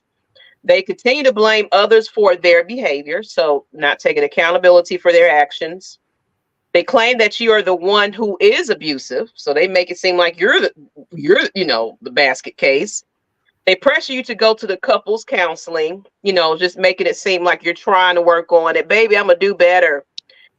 They tell you that you owe them another chance. So that's that manipulative state. It's like make you feel sorry and oh my God, he is trying to work it out. You know what? Maybe I should give him that opportunity. And they say they can't change unless you stay with them and support them. So I need you to hold my hand through this. I didn't mean to black your eye out that, you know, my mama, my dad. I'm losing signal. But it's just excuses after excuses after excuses instead of taking accountability for themselves. So here's a safety plan. First, identify safe areas of your house. So this is that premeditation. You just can't leave. You got to identify the ways you can, you know, if your window can crack open, if you got a nearby neighbor, you kind of warn, you know, it's certain things that you're going to have to calculate first. So we know where to go if your abuser attacks or, you know, an argument starts. You know, avoid small enclosed spaces where they're backing you against a wall. You know, being very vigilant when they get like that. So hide weapons, you know, such as kitchen knives, you know, but have your protection too, though, because you got to protect yourself. So one thing you can do is learn self-defense. If of course that person is allowing you out the house, but go somewhere and get some type of self-defense class without him knowing or her knowing, things like that. Come up with a safe word. So you need a safe code word to your loved one. Hey. I had to do that, guys, with my mom one day. I was in the middle of being choked really bad. And it just happened, I guess, I don't know if I called. No, she happened to call. I guess God was like, all right, let me get a phone call. And I had to talk in codes for her to get help without, you know, so it's hard. I had to have police escort. It was hard. I had to have a whole plan for escaping. So yeah, you got to know establish a word, phrase, or signal you can use to let your children, friends, neighbors, or coworkers know that you're in danger and they should call the police. So you're not going to act any differently. Hopefully he's not choking your neck where you can't, you passing out, but you just gonna, you know, you're not going to change any routine of what you're doing. If you know you have to be home at 7 o'clock, be home at 7 o'clock, you know, do these things that you routinely, because as soon they smell something, it's like something ain't right. What you got going on? You trying to leave me? You know. So then of course you got to make an escape plan. Now that you kind of check the house, okay, these are the safe areas. This is where the weapons are. You know, and let your support system in on your plan. Let everybody, I would advise, let them know what you're doing, because I'm speaking from experience. Let them know. Okay, yeah. So it says be ready to leave at a moment's notice. Forget everything that you got in the house. You got to pack you and your kids up with the shirt on your back and a little bag. Get out. If you get that opportunity, you know, keep your car fueled up and facing the driveway. With the driver's door unlocked, hide a spare key where you can get it to it quickly. Have emergency cash, women, men. These allowances they throwing you, put it aside. Put it aside that is for a rainy day. Seriously. You know, emergency cash, clothing, and important phone numbers and documents stashed in a safe place at a friend's house, for example. Practice escaping quickly and safely. So kind of like how we were in school, y'all, you know, the fire drills and things like that. You don't have to tell the kids what you're doing. Like, hey, I want to play this game while that person is away. Let's see how fast can we get out the house? You know, keep it quiet. We got to be quiet, you know, teaching even because, you know, you got babies. Mama, we played the game. Like, we just playing the game. So we're going to get silent over here. Okay, let's play this game a couple of times so you get it, because you know 2-year-olds, they crying, they whining, Mama, I want daddy. You know, that can blow your cover. So it's like these things here, it's going to take time to make your plan. But the ultimate thing is the exit. Yeah. Safely. Safely. Because yeah. So I'm telling reach y'all, out seriously. to your emergency contacts, and then you do have a domestic violence hotline you can also call. There's another one that is not noted here. There is it. Did anybody know that you can call the police department and act like you're basically ordering a pizza? Have you ever heard of that before? So you'll call 911. They'll say, welcome to 911. How you doing? Blah, blah, blah, blah. Hey, I want to order a large cheese pizza. So they already know it's like they're probably in the background. You're probably hearing that person or whatever, but the domestic violence has happened right there. So it's like now they have it where it's triggers and things that they're looking for on these 911 calls. Because when you hang up that call, they still got you. You're in emergency mode now. So they're going to show up. So that's a little tidbit you didn't know. Call and just order a pizza for 911. Hey, babe, we finna order something to eat. Okay, what you want? A cheese pizza? I want a cheese pizza. I'm at 52. And it's like, why? And then of course they're talking.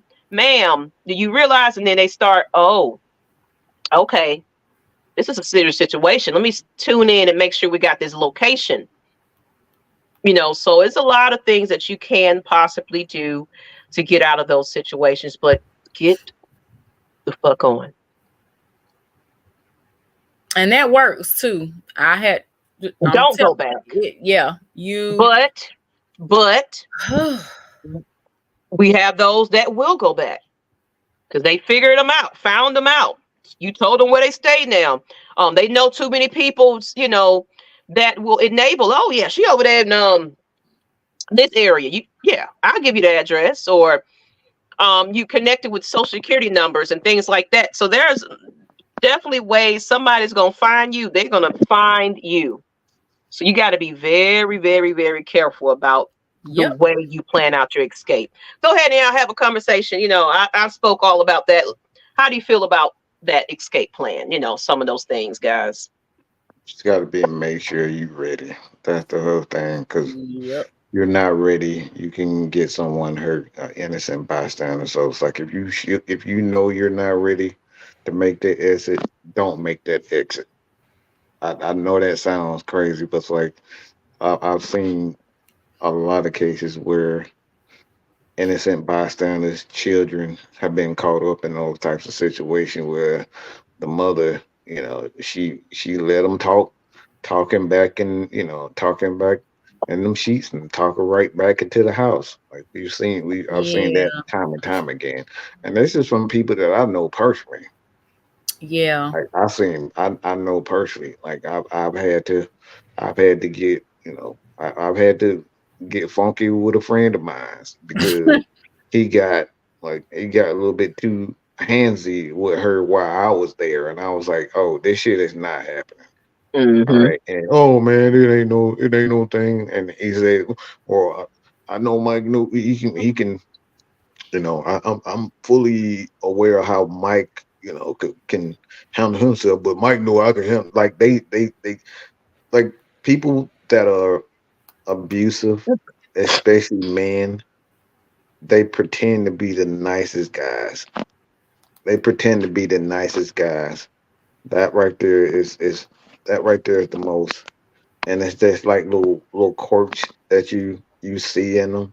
It's like one the biggest sign of a man, especially a man that is abusive, is he's extremely nice. He's overly nice, and it's like he always wants to do things for you.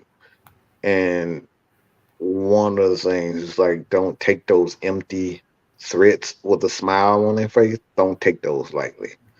Like I said, I've seen this, and I know that. Look, I know this person, and I've known this person for years, and I've seen him in that mind. I've seen him in that mind state. Okay. Look, he gets the cover as being the nicest, sweetest guy. And I do this, I'll do anything. I'll get up in the middle of the night and take you to, to Florida. But this person is really a complete asshole. So Mhm. a lot of those things you really have to really be like, don't take those empty threats. Those empty threats those are the real. That's the real focus. What you Those got on that, J. empty Rob? threats. I don't really got much to say on it. I mean, I can agree with Mike. I mean, you just got to be prepared for it. Honestly, Yeah. Mhm. that's all I really got to say on it. I'm just listening to everybody's stories, really. I'm gonna say this. I'm gonna let Kai say it on that one, but it's, to me, honestly, it's not that the prepared for it part is the main thing. Is if do you really want to do it?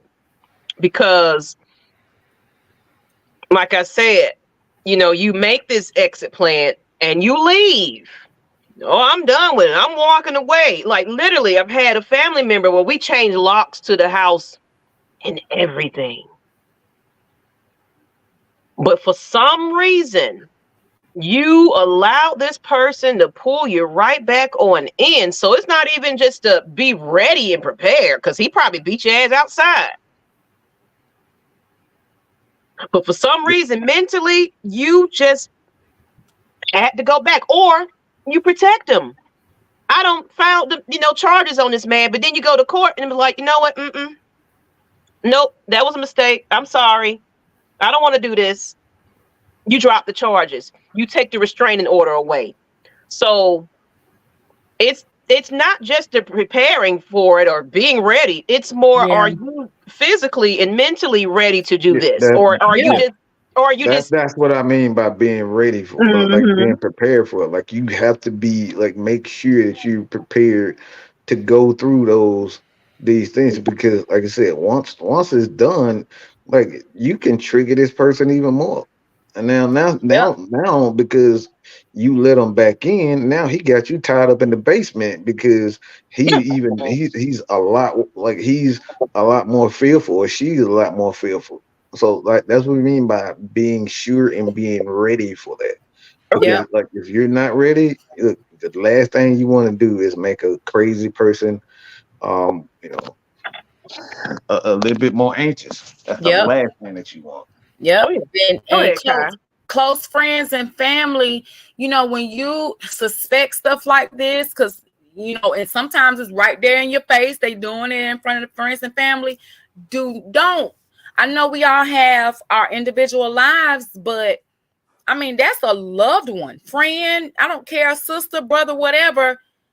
You have to watch from afar, but be close at the same time. And You that's know the what I'm one saying? thing You about can't that, just Kai. I'm be gonna like, let you oh continue to well, go. It's for one thing, you do feel helpless in that situation. It's like you said, if you're not ready, there's nothing we can say or do to change that right, Mm-mm, situation. right. mm-mm. You just, You gotta but watch it.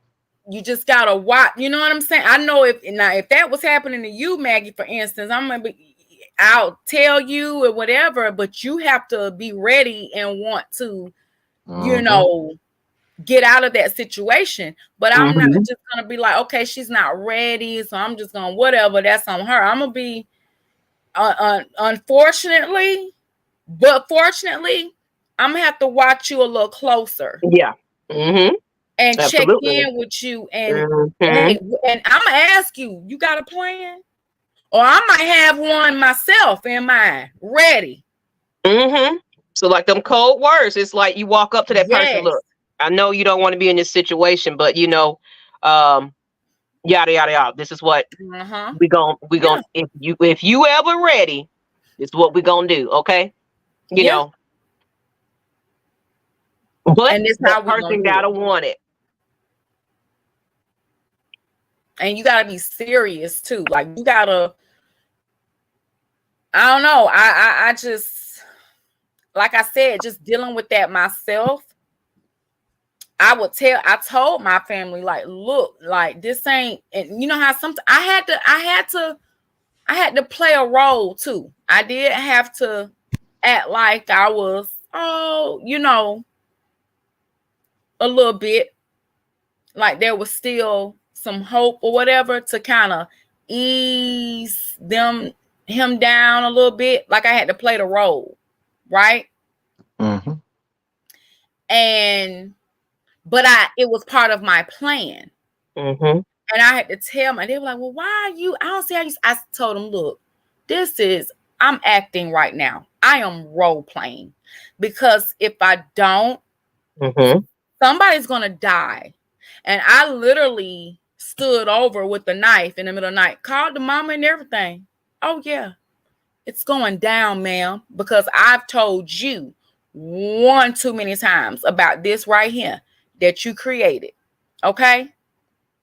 But I was like, no, because if I'm the one standing over him with the knife and he's sleeping or whatever, he's currently not doing anything to me. So it won't be self-defense. Right. I had to be smart. So I had to put that down in a way.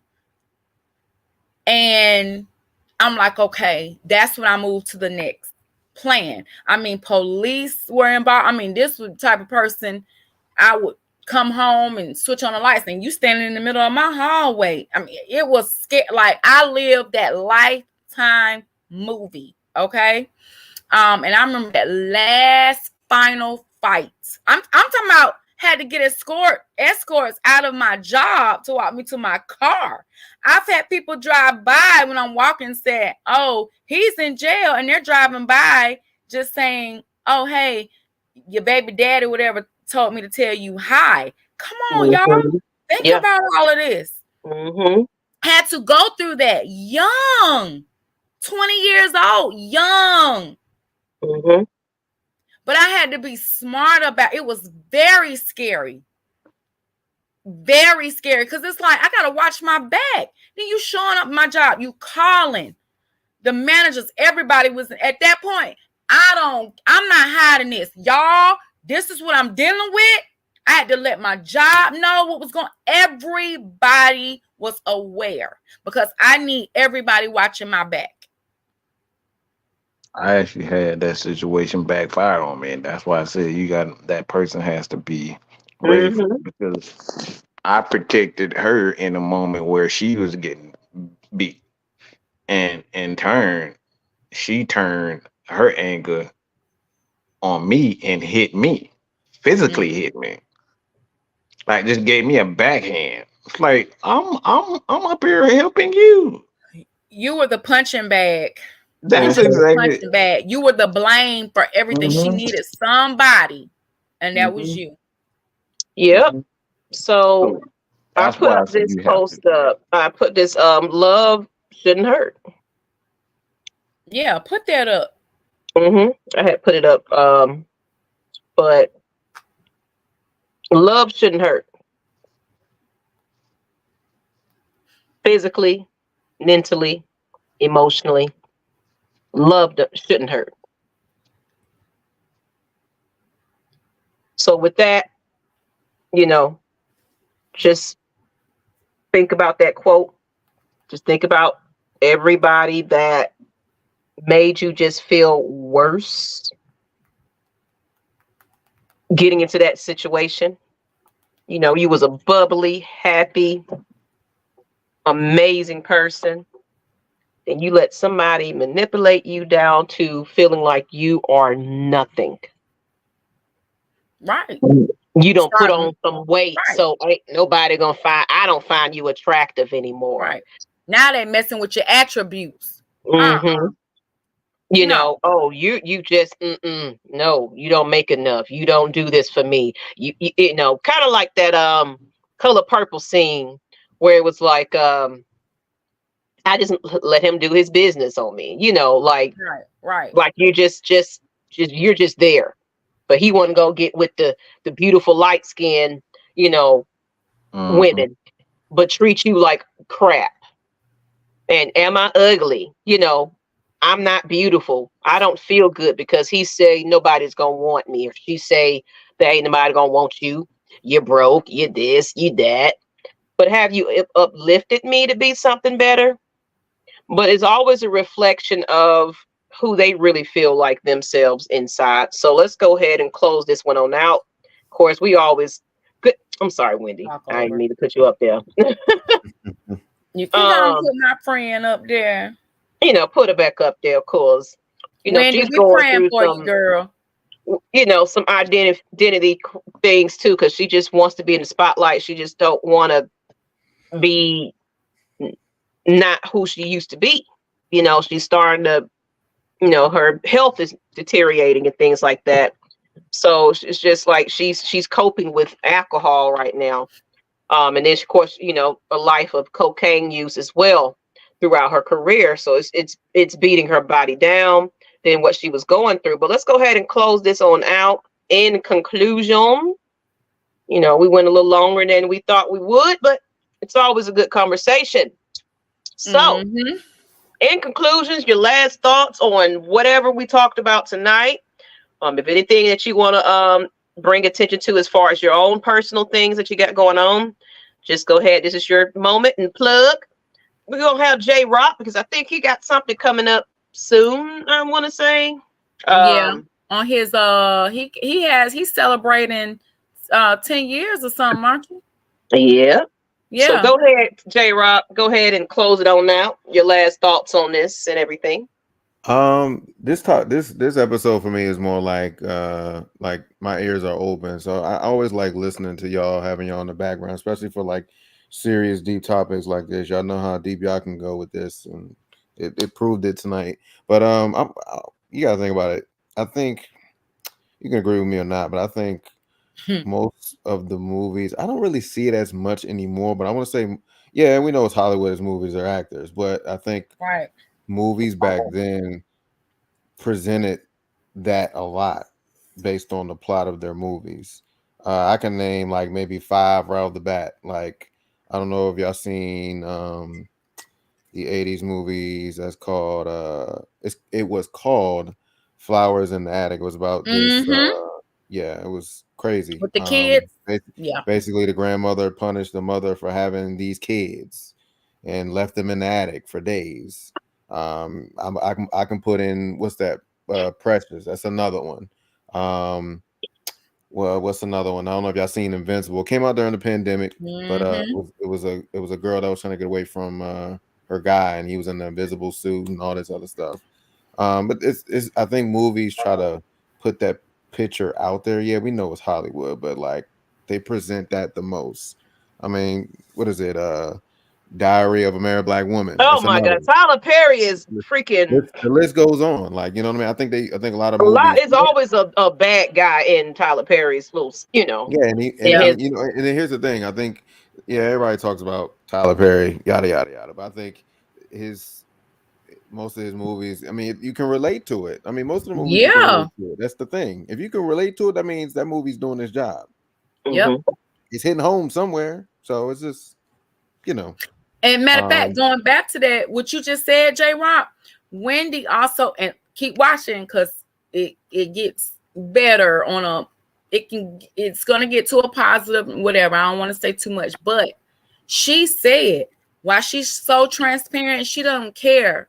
She shows her feet, she shows everything what she's going through, and she said she don't care when nobody has to say. She said because she's gonna share it because if it helps somebody, she's doing her job. Now you said something right there, Kai. That's the reason why we have this podcast. That's why we choose to be vulnerable with you guys and tell our story, because somebody's going to listen to this, play this back and be like, you know what? That helped me. If we can move one person, we done our jobs. Yep. It just one, because that one person is going to help another one person, and it could be multiple. We're just saying another one person, another one person, another one person. Matt, Mike, that's all it takes. You want to close it out? Then me and Kai gonna go ahead and give our deuces because it's time to go, and I ain't ate nothing. So, oh, that much. She'll cook, but she won't eat. Thank you. First. Yeah, until she's starving, and never mind. I'll keep that to myself. Yeah, my But stomach talking to me right now. Like, come yeah, on now. no, it like you said, just to be honest, man. The easiest thing and the culture of today's world is to give up on people. Is to give up on people and walk away. Even through the tough times, especially through tough times, the first sign of somebody disagreeing, the first opportunity you get to say, see, I told you was a bad guy, you was a bad woman, whatever, everybody just quick to leave. So it's like, man, I think the biggest thing that this world need more than anything is just truth. We got a lot of people that say they true, but they're really not true to what they are. They're not really true to what they say. They say they love you, but like I said, I've been saying this as a form of idolatry. Idolatry is nothing more than a extreme, and I'm talking about extreme case of meisms. All right, it's all about you. All right, you only want this particular person because of how that person is going to make you feel. You're not there. You're not there because they love you. You're there, and you chose that person because there's something they're going to do something for you that you can't live without. Like, and that's what idolatry is. It's an extreme case of selfishness. All right, so it's like instead of just running away, just be there. You know what I'm saying? Like I said, that's the easiest thing to run away and say, look, I'll find me a new friend, all that type of shit. Like, we see that all the time. Like, if that person really do care about you, if that person really do love you, they'll be there. Even when you tell them, get the fuck out of my face, they still gonna be there. All right. That's a true friend. That's true love. All right. So don't let nobody, tell you otherwise.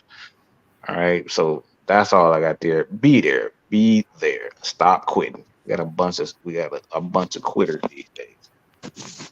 All right, Mike. Thank you. I'm gonna go ahead and say my last closing. I pretty much said it. Just we got the domestic violence hotline number going across. Please utilize it. Call and order pizza for 911. Get your exit plan going. But baby, you don't deserve this. Get out of that situation. You may not have a dollar to your name, but there are shelters that you can go to. Other resources that will just come on in. We got you. We got you a bed right now, you and your kids. Just go to a safe place. Go to a precinct, go to the fire department, just walk in somewhere and say, I am not safe and I can't return back home. But please stay away. Don't turn back. Especially if your kids are also involved in this situation. Get them into a safe place, especially if they're seeing it happen in front of them. They're traumatized already. Get out. So I appreciate y'all. We'll be back next week. New topic. We got some community events coming up. Some focus groups that we're trying to get planned. But and we got to get that planned. We got some things to take care of, but we definitely have to get this focus group and things started up. I think what I'm gonna do is create a document and then just start putting it out there to see who's interested in it, and then we can go from there. And ask a few questions and get some questionnaires. So I'll look out for a something that I'm gonna send out, just a questionnaire. If you're interested in it, let us know. But that's all I got on the guys. Just continue to subscribe to Champagne Confessions, My Mental Space Incorporated. Share the video. Share the video. Leave feedback. Please go to the Discord as well. It should be in the description as well. But show us some love. Cash App, Champagne Confessions, or My Mental Space. But that's all I got on that. Go ahead, Miss Kai. Close it on that. Well, I mean, we pretty much cover a lot of things. But I just want to just remind you, whoever's watching, listening, gonna be watching, gonna be listening.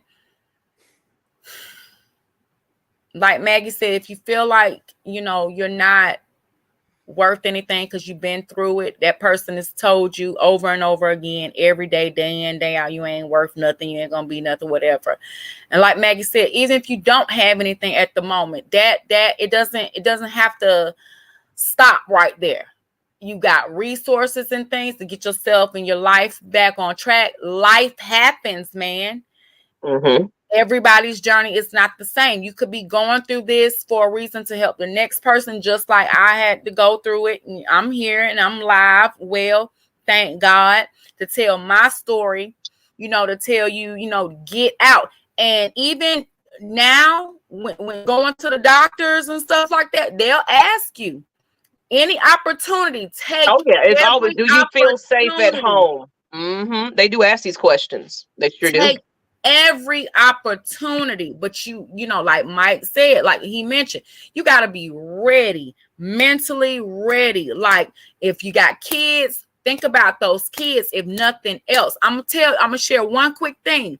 Just not too long ago, not too far from where I am, maybe 2 minutes away from where I am. Young lady, I think she was around our age. No, she was. Family home. Family has been there apparently since she was, coming up in age. I don't know if she moved back there or she was just visiting at the time. Honey, she was outside getting the groceries out the car. The man that she had broken up with came and shot her dead in the driveway. Dead. So we have to start taking these things seriously. It is not worth it. Love is not supposed to hurt. I don't care what kind of house they got you in. I don't care about the money. I don't care about all that. Is your life really worth it, man? Is it worth it? Yes, your life is worth you getting the hell up out of there. There you go. And get into a safe place, because it's going to be somebody, and I'm talking to men and women, it's somebody else out there that's going to value you and appreciate you and love you the right way. Love does not black your eyes. Love does not leave a handful of hair in your hand once you comb it through. Okay? Yep. Love does not leave you bloody. I know, quick. This is true. It's kind of funny, but me and my sister. Oh, I just told my mom. She just found out. I said, yeah, it was a brawl going down up in your house because me and my sister jumped on him at one point in time. Yeah, we were attacking him in my parents' home. Sure was.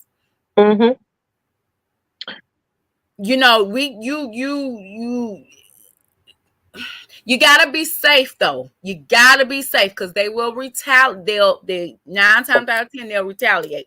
So be safe, guys. Put your life first. Put your babies, your kids, their lives first. You are worth it. I don't give a damn if you, like Maggie said, no dollar, no nothing. I don't care. It doesn't matter. That can come. We can work on that. If you're watching us, come hit us up. We got resources. Use us for the resources. There you go, right there. So stop making excuses. Your life is not work. You don't want to be dead 10 feet under, and the kids don't have a mom or a dad. That's right. So let's do better about this. And as a whole, as a people, let's stop tearing each other down mentally with the mental abuse, the verbal abuse, and let's just try to support one another, better than what we're doing. I think we can do better. So that's all I have to say. Like Maggie said, you guys can find us Champagne Confessions Facebook, Champagne Confessions Instagram. Where else are we? Here, YouTube. Oh, ATL Leon. Watch it back. We're here every Tuesday now. So in case you missed it, please rewatch. Yeah. You know, I don't know what we're talking about next week. I don't have my notebook, but we'll be back something good. same time next week. Come join the conversation. Leave some feedback. Please watch it back. But on that note, people, we don't held you a little too long, and we got to get up out of here. As these people coming in late, share this out. Subscribe to the channel if you haven't, and we love you. Peace out. Bye-bye. Bye-bye.